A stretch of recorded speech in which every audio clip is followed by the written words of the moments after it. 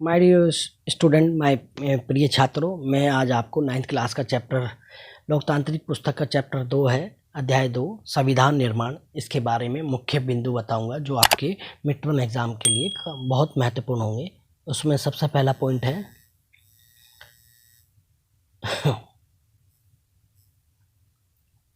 आपका दक्षिण अफ्रीका का स्वतंत्रता संग्राम, यानी दक्षिण अफ्रीका में जो स्वतंत्रता संग्राम चला था उसके बारे में है। जैसे कि हमारे देश भारत को अंग्रेज़ों ने गुलाम बनाया था, जैसे आपने किताबों में पढ़ा होगा, उसी तरीके से दक्षिण अफ्रीका को भी क्या था, अंग्रेज़ों ने वहाँ पर भी क्या कहते हैं, गोरे कालों में भेद किया था। जैसे स्थानीय जो लोग थे वो दक्षिण अफ्रीका के थे, वो काले लोग थे, स्थानीय लोग काले लोगों पर यूरोपियन अल्पसंख्यक गोरों की सरकार द्वारा अत्याचार किया जाता था। वहाँ पे काले भेद, रंग भेद की नीति बहुत ज़्यादा थी, यानी गोरे काले को इस तरीके से समझा जाता था जैसे जो काले लोग हैं वो मतलब वो क्या कहते हैं, बहुत ज़्यादा असभ्य या समझो इस तरीके से माना जाता था उनको, कि उनको गुलामों जैसी गुलामों जैसा उनके साथ बर्ताव किया जाता था। और जो यूरोप लोगों के अल्पसंख्यक लोग थे जो दक्षिण अफ्रीका में रहते थे, वो क्या करते थे, वो उन पर अत्याचार करते थे। इसके खिलाफ किसने आवाज़ उठाई? नेल्सन मंडेला ने रंग भेद से चलने वाली शासन व्यवस्था के विरुद्ध आवाज़ उठाई। ठीक है। अफ्रीकी नेशनल कांग्रेस के झंडे तले गोरों के विरुद्ध मजदूर यूनियन और कम्युनिस्ट पार्टी भी शामिल हुई और 1950 से संघर्ष शुरू हुआ और 1994 में स्वतंत्रता प्राप्त हुई। 1994 में क्या हुई? इस चीज़ से स्वतंत्रता प्राप्त हुई। और 1994 में क्या, नेल्सन मंडेला जो है वो दक्षिण अफ्रीका के राष्ट्रपति बने, और जो कि एक काले थे, रंग उनका काला था, लेकिन वे वहाँ के राष्ट्रपति बने। उन्होंने इस संघर्ष से जीत प्राप्त की और रंग भेद के खिलाफ उन्होंने अपने लंबे संघर्ष को किया था। वहाँ पर एक नए संविधान का निर्माण हुआ जिसमें नागरिकों को व्यापक अधिकार दिए गए। इसमें क्या दिए गए? नागरिकों को व्यापक अधिकार दिए गए। नंबर 1, नेल्सन मंडेला द्वारा लिखित आत्मकथा का नाम था the long walk to freedom. ये क्वेश्चन आ सकता है कि नेल्सन मंडेला ने कौन सी पुस्तक लिखी, तो the long walk to freedom लिखी थी उन्होंने। ठीक है। नंबर 2 पॉइंट है रंग भेद। दक्षिण अफ्रीका में काले लोगों के साथ नस्लीय अलगाव और खराब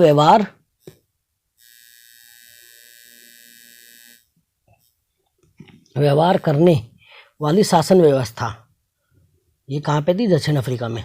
संविधान लिखित नियमों की एक ऐसी पुस्तक है, संविधान जो है लिखित नियमों की ऐसी पुस्तक है जिससे किसी देश के निवासी सामूहिक रूप से मानते हैं। संविधान सर्वोच्च कानून है जिससे किसी क्षेत्र के लोगों के मध्य आपसी संबंध तय होने के साथ साथ लोगों और सरकार के मध्य संबंध निर्धारित होते हैं। समझ गए? संविधान से लोगों और सरकार के बीच संबंध भी निर्धारित किए जाते हैं, यानी कानून की ऐसी पुस्तक जिससे देश की शासन व्यवस्था चलती हुई है, संविधान कहलाती है। आगे चलते हैं। हमें संविधान की आवश्यकता क्यों पड़ती है, क्यों है या क्या कार्य है उसका? संविधान की आवश्यकता, महत्वपूर्ण कार्य या कार्य क्या है? नंबर 1, लोकतांत्रिक सरकार का निर्माण और उसके कार्यों को तय करने के लिए हमें संविधान की जरूरत पड़ती है। नंबर 2, सरकार के विभिन्न अंगों के कार्यक्षेत्र का निर्धारण करना। सरकार के विभिन्न अंगों के कार्यक्षेत्र का निर्धारण करना, जैसे विधायिका, कार्यपालिका, न्यायपालिका का निर्धारण करना। अच्छे समाज का गठन करने के लिए हमें संविधान की जरूरत पड़ती है। नागरिकों के अधिकार सुरक्षित करना के लिए भी हमें संविधान की जरूरत पड़ती है, और सरकार को अपनी शक्तियों का दुरुपयोग से रोकना भी संविधान की हमें आवश्यकता पड़ती है। तो इस तरीके से निम्नलिखित कारणों से हमें संविधान की जरूरत पड़ती है। जिन देशों में संविधान है वे लोकतांत्रिक ही हो, यह आवश्यक नहीं है। ठीक है। लेकिन सभी लोकतांत्रिक देशों में संविधान है, यानी जिन देशों में संविधान है वो जरूरी नहीं लोकतांत्रिक देश हो, लेकिन सभी देशों के अंदर क्या है, लोकतांत्रिक देशों में संविधान जरूर होगा। ठीक है। इसके बाद भारतीय संविधान निर्माण की परिस्थितियाँ। जब भारत का संविधान बना तो उस समय निर्माण की परिस्थितियाँ क्या थी? नंबर 1, भारत ब्रिटेन का उपनिवेश था, यानी ब्रिटेन जो देश था उसने भारत को एक उपनिवेश बना रखा था, यानी भारत जो है ब्रिटेन का गुलाम था। नंबर 2, धार्मिक आधार पर भारत के विभाजन किया। सन 1947 15 अगस्त सन 1947 को जब देश आज़ाद हुआ उस समय भारत का विभाजन हुआ और भारत 2 हिस्सों में बांट गया, पाकिस्तान और हिंदुस्तान। तो धार्मिक आधार पे पाकिस्तान के अंदर मुस्लिम बहुल क्षेत्र था और हिंदुस्तान के अंदर हमने क्या अपनाया? धर्मनिरपेक्ष को अपनाया। ठीक है। और फिर उसके बाद बड़ी मात्रा में हिंसा, 10 लाख से अधिक लोगों की मौत हुई थी। इस विभाजन के अंदर 10 लाख से अधिक लोगों की क्या हुई? मौत हुई। रिफ्यूजी समस्या यानी कि जो पाकिस्तान से लोग भारत आए उनके रहने खाने की व्यवस्था, ये रिफ्यूजी समस्या कहलाई। फिर इसके बाद देसी रियासतों का विलय। जब भारत को आज़ाद किया गया तो अंग्रेज़ों ने क्या करा? इसको टुकड़ों में विभाजित कर दिया, यानी कि पाकिस्तान को अलग बना दिया और भारत के अंदर ही छोटी छोटी रियासतों के जो राजा थे उनको कह दिया कि चाहे तो आप भारत में विलय हों, चाहे आप स्वतंत्र एक देश का निर्माण करें, चाहे आप पाकिस्तान में हों। तो उनको विलय करना था, उसके लिए भी एक समस्या बना दी। तो इसलिए संविधान निर्माण की परिस्थितियाँ इस समय की ऐसी थी कि भारत में बहुत ज़्यादा समस्याएं थी जिनसे निपटना था। संविधान निर्माण के अनुकूल परिस्थितियां क्या होती हैं? संविधान निर्माताओं के समक्ष अनुकूल परिस्थितियां। नंबर 1, लोकतांत्रिक देश की बुनियादी बातों पर सहमति। भारत सरकार अधिनियम 1935 के विभिन्न प्रावधानों को सीधे शामिल कर लिया गया और विश्व के विभिन्न संवैधानिक संस्थाओं से सीख ली। जैसे हमने अमेरिका से अधिकारों को देखा, ठीक है, कनाडा से हमने फेडरलिज्म, राज्य और केंद्र की सरकारों की व्यवस्था देखी, आयरलैंड से हमने इस तरीके से विभिन्न देशों से हमने क्या ली? वहाँ से हमने उनकी संवैधानिक व्यवस्था से सीख ली। इसके बाद 1928 में मोतीलाल नेहरू के नेतृत्व में भारत के संविधान को लिखने का अनुभव। 1928 में मोतीलाल नेहरू ने भारत का संविधान लिखने का अनुभव भी हमारे पास था। इसके बाद औपनिवेशिक शासन काल के संस्थाओं का अनुभव भी हमारे पास था, जिसमें उन्होंने शासन चलाने के लिए व्यवस्था बना रखी थी औपनिवेशिक काल की। ठीक है। इसके बाद है संविधान सभा। चुने गए प्रतिनिधियों के वह सभा जो संविधान लिखने का कार्य करती है, वो क्या कहलाती है? संविधान सभा। भारतीय संविधान के लिए जुलाई 1946 में चुनाव हुए थे। भारतीय संविधान सभा के लिए कब हुए थे? जुलाई 1946 में चुनाव हुए थे। और संविधान सभा की पहली बैठक दिसंबर 1946 में हुई थी। कब हुई थी? दिसंबर 1946 में हुई। इसका 9 दिसंबर में हुई थी। 9 दिसंबर 1946 को संविधान सभा की पहली बैठक हुई। भारत का संविधान लिखने वाली संविधान सभा में 299 सदस्य थे। ऐसा क्वेश्चन आ सकता है, संविधान सभा की पहली बैठक कब हुई? 1946 में हुई। संविधान सभा के लिए चुनाव कब हुए थे? 1946 में हुए थे, जुलाई 1946 में। और सभा कब हुई थी? 19 दिसंबर 1946 में। संविधान सभा में कितने सदस्य थे? 299 सदस्य थे। ठीक है, जिसने संविधान लिखा था। और 26 नवंबर 1949 में पूरा हुआ था संविधान लिखना पूरा किया गया था। कब? 26 नवंबर 1949 को। जैसे अभी 26 नवंबर को हमने भारत संविधान दिवस भी मनाया था, यानी 26 नवंबर 1949 को संविधान पूरा हुआ था। और भारत का संविधान जो 26 जनवरी 1950 को लागू हुआ, इसलिए इस दिन को गणतंत्र दिवस के रूप में मनाते हैं। गणतंत्र, ये शब्द आया गणतंत्र। गणतंत्र कैसे कहते हैं? वह देश जिसके राष्ट्रीय अध्यक्ष को जनता चुनती हो, वह देश गणतंत्र कहलाता है। हमने 26 जनवरी 1950 को संविधान लागू किया था और उसी दिन हमने अपने देश के प्रथम राष्ट्रपति का चुनाव किया था, जो कि डॉक्टर राजेंद्र प्रसाद थे। तो इसलिए हमारा देश 26 जनवरी को गणतंत्र दिवस के रूप में, और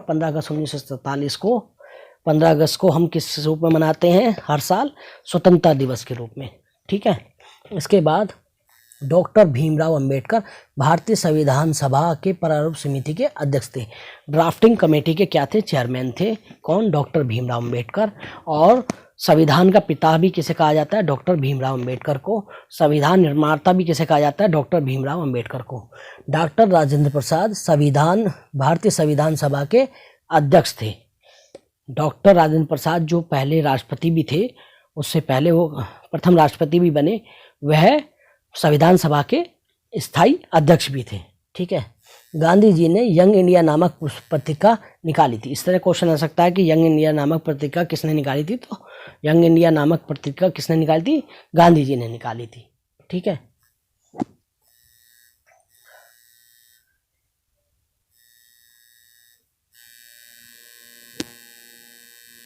ये हमारे देश, ये हमारी क्या है?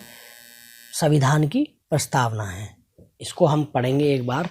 भारत का संविधान, इसकी उद्देशिका या प्रस्तावना कहते हैं हम भारत के लोग भारत को एक संपूर्ण प्रभुत्व संपन्न समाजवादी पंथ निरपेक्ष लोकतंत्रात्मक गणराज्य बनाने के लिए तथा उसके समस्त नागरिकों को सामाजिक, आर्थिक और राजनीतिक न्याय, विचार अभिव्यक्ति, विश्वास, धर्म और उपासना की स्वतंत्रता, निष्ठा और अवसर की समानता प्राप्त कराने के लिए तथा उन सबके व्यक्तियों की गरिमा और राष्ट्र की एकता अखंडता सुनिश्चित करने वाली बंधुता बढ़ाने के लिए दृढ़ संकल्प होकर अपनी इस संविधान सभा में आज तारीख 26 नवंबर 1949 मिति मार्ग शीर्ष शुक्ला सप्तमी संवत 2006 विक्रमी को अदत्त द्वारा इस संविधान को अंगीकृत और अधिनियमित और आत्मसमर्पित करते हैं। ये हमारे संविधान की प्रस्तावना है। एक तरीके से संविधान का पूरा निचोड़ इस प्रस्तावना के अंदर जिक्र है। जो इसके अंदर शब्द हैं उससे संविधान का पूरा आपको ढांचा पता चल जाता है कि संविधान के अंदर क्या क्या मौजूद है। आइए संविधान की प्रस्तावना के उद्देश्य को हम समझें। प्रस्तावना क्या होती है? एक तरीके से किसी का इंट्रो होता है, शॉर्ट रूप में उसका, लघु रूप में उसका रूप होता है। इसको यह संविधान के क्या होती है? स्रोत को बताता है। यह संविधान के क्या बताता है? स्रोत को बताता है। ठीक है। इसके बाद सरकार के कानूनों परीक्षण का आधार देता है कि वह कौन सा कानून अच्छा या बुरा है, और संविधान के लक्ष्यों को बताता है। कौन बताता है? प्रस्तावना बताती है। ठीक है। आगे चलते हैं। भारतीय संविधान का दर्शन। भारतीय संविधान का दर्शन: हम भारत के लोग प्रभुत्व संपन्न समाजवादी पंथ निरपेक्ष तांत्रिक गणराज्य, न्याय, स्वतंत्रता, समानता, बंधुता, ये पॉइंट हैं। ये भारत के संविधान का पूरा दर्शन दर्शाता है। कोई भी सरकार इसके खिलाफ या इसके विरुद्ध कोई भी ऐसा कानून नहीं बना सकती। ठीक है ना। तो ये संविधान का पूरा आधार है। हम भारत के लोग, इसका अर्थ यह है कि भारत के संविधान का निर्माण जनता ने अपने प्रतिनिधियों के द्वारा किया है, ना कि किसी राजा या बाहरी आदमी ने उन्हें दिया है। यानी संविधान जो है भारत की जनता शक्ति जो है, संविधान की जनता की शक्ति उसमें निहित है। ठीक है। इसके बाद प्रभुत्व संपन्न, लोगों को अपने से जुड़े हर फैसले को लेने का पूरा अधिकार है। भारत सरकार कोई भी बाहरी शक्ति आदेश नहीं दे सकती। ठीक है। समाजवादी, समाज में संपत्ति सामूहिक रूप से पैदा होती है और समाज में उसका बंटवारा सामूहिक रूप से होना चाहिए। सरकार जनता और संपत्ति से जुड़े कानून इस तरह बनाए कि सामाजिक और आर्थिक असमानताएं कम हों। ठीक है। इसके बाद है पंथ निरपेक्ष, लोगों को किसी भी धर्म को मानने की पूरी स्वतंत्रता है। लोगों को किसी भी धर्म को मानने की पूरी स्वतंत्रता है। भारत का कोई भी आधिकारिक धर्म नहीं है। भारत सरकार का कोई भी या भारत का कोई भी आधिकारिक धर्म नहीं है, और राज्य सभी धर्मों को समान सम्मान देती है। ठीक है। ये एक एक पॉइंट की व्याख्या आपको पता चल रही है कि इसके अंदर क्या निचोड़ है। लोकतंत्रात्मक शासन का ऐसा स्वरूप जिसमें लोगों को समान राजनीतिक अधिकार प्राप्त होते हैं। लोग अपने शासन का चुनाव करते हैं और उसे जवाबदेह बनाते हैं। तो क्या कहलाता है? वे लोकतंत्रात्मक शासन कहलाता है। गणराज्य शासन का ऐसा प्रमुख जनता के द्वारा चुना हुआ व्यक्ति होगा, ना कि किसी वंश या राजा के खानदान से होगा। वह क्या कहलाता है? गणतंत्र। न्याय नागरिकों के साथ उसकी जाति, धर्म या लिंग के आधार पर, यानी ये वो ऊंची जाति का है या नीची जाति का है, ऐसा कोई भेदभाव नहीं किया जाएगा। वो हिंदू है, मुस्लिम है, सिख है, ईसाई है, इस आधार पे कोई भेदभाव नहीं किया जाएगा। वो स्त्री है, पुरुष है या थर्ड जेंडर है, इसके आधार पे कोई भी भेदभाव नहीं किया जा सकता। वह न्याय है। स्वतंत्रता लोगों को अपने विचार की अभिव्यक्ति की आज़ादी है, इससे कोई पाबंदी नहीं लगाई जा सकती। समानता कानून के समक्ष सभी लोग समान हैं। पहले से चली आ रही असमानता समाप्त की जाएगी। सरकार हर नागरिक को समान अवसर उपलब्ध कराने की व्यवस्था करेगी। बंधुता हम ऐसा आचरण करें कि हम सभी एक ही परिवार के सदस्य हों। कोई भी नागरिक किसी दूसरे से कमतर ना समझे। ठीक है, इस तरीके से पूरा ये हमारा चैप्टर कंप्लीट हो गया है। इसके मुख्य पॉइंट आप सभी इसको देखें, मेरी वीडियो को देखें, लाइक करें, और ये आपके मिड टर्म के लिए बहुत ही महत्वपूर्ण रहेगा। Okay, thank you, all the best.